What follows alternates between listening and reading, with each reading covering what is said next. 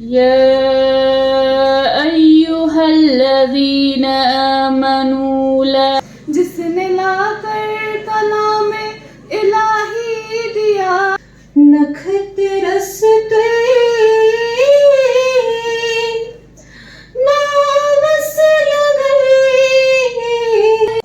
Government degree college برائے طالبات نواقدل سری نگر پائین شہر میں واقع اس کالج کی اپنی ایک شاندار تاریخ ہے، لیکن سن 2023 میں نہ صرف اس کالج کے لیے بلکہ محکمہ اعلیٰ تعلیم، حکومت جموں کشمیر اور پورے کشمیر کے لیے بالخصوص اس ڈاؤن ٹاؤن کے لیے ایک یادگار سال ہے۔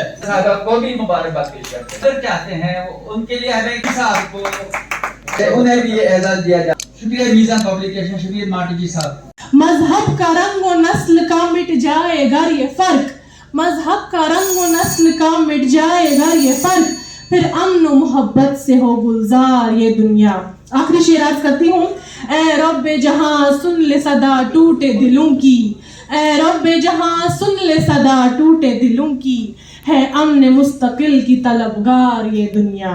باقی والسلام، شکریہ۔ شکریہ معصومہ علی صاحبہ۔ بٹوارہ اور گاندھی کی شدت کے بعد اس پورے برصغیر میں کیا کیا ہوا وہ سب آیا ہے۔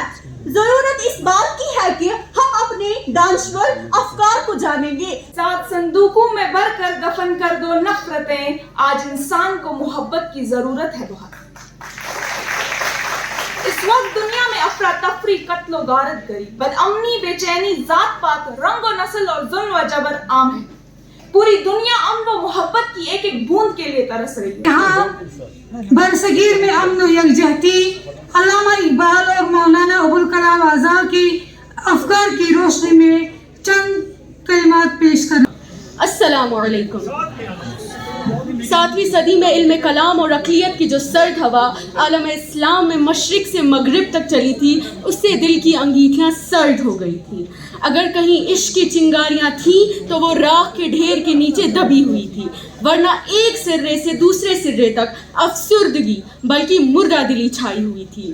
رومی در حرام دادم ازان من، ازو آموختم اسرار جان من، بدار فتن عصر کہنو، بدار فتن عصر روا من۔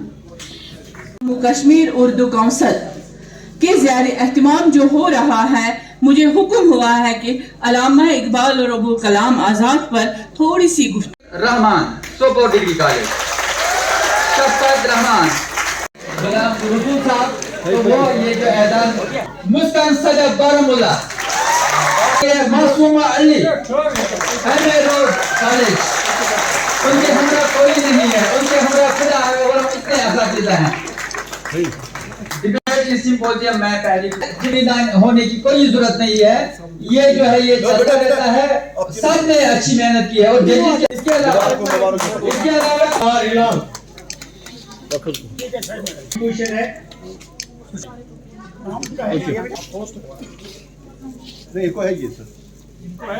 ساحل مشتاق، سدیدہ جاوید، میڈم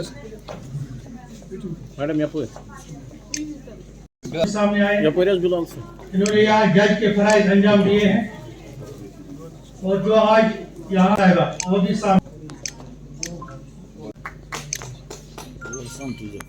اردو وہ زبان ہے، اگر آپ حقیقت میں دیکھیں، جس کی وجہ سے مذہب ہم تک پہنچا ہے۔ یہ سیدھی بات ہے کہ اگر آپ ترجمہ اردو میں نہ پڑھتے تو آپ نہیں جانتے کہ قرآن کیا ہے، اپنا مذہب کیا ہے۔ تو ایک پہلی بات یہ۔ دوسری بات یہ کہ اردو کا معاملہ ایسا ہے کہ اب یہ کہیں ہندی میں ضم ہوئی، کہیں کسی اور زبان میں ہوئی، لیکن پھر بھی ابھر آتی ہے۔ اور زبان کی بات یہ مانی جاتی ہے، جتنی زبان اکموڈیٹنگ ہے، جتنی بار کے وہ انفلوئنسز لیتی ہے، اتنی پختہ ہو جاتی ہے۔ اگر آپ اردو میں دلچسپی پیدا کرتے ہیں، کچھ اور پڑھتے ہیں بچے، کچھ اور چیزیں دیکھتے ہیں بچے۔ اب دیکھیے آج کا جو زیادہ بچے ہیں، آپ کو دکھتا ہے ہندی بولتے ہیں چھوٹے بچے، بہت چھوٹے، 5 سال 6 سال 7 سال کے۔ کبھی غور کیا کیوں؟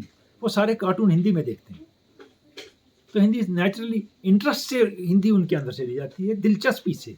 جب آپ دلچسپی سے یہ بات بچوں تک پہنچائیں گے، صرف ایک سبجیکٹ 100 نمبر کا نہیں رکھیں گے، اس کے علاوہ بہت کچھ کام ہوگا اس میں، تو وہ اس کو ایکسیپٹ کریں گے۔